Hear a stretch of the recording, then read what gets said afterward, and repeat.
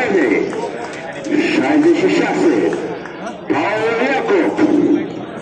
4 și capitanul echipei, George Miron. 3. Michael Tarovic. 83.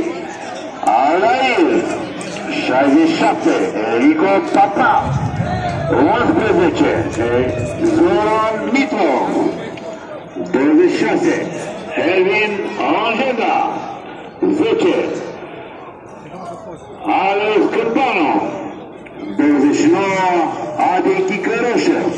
Rezerve la FC Botoșani vor fi 1. Luca Cuchici. 5. Patricio Maticardi. 32. Șurică. 6. Daniel Cerea. 2. Ale Diez. 30. Figurașu. 20. Romario. 33. Gabone. 8. Robert Filip. 7. Bodi. Și 64. Jani. FC Botoșani. Farul va fi arbitrat de Horia Mladenovici. A ajutat la linie de Mihai Ovidiu Arteme și Cosmin Vatamanu. Rezerv este Las Baban.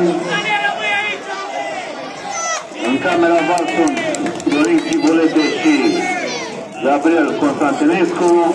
Observatori sunt Bogdan Buhu și Iosif Ola.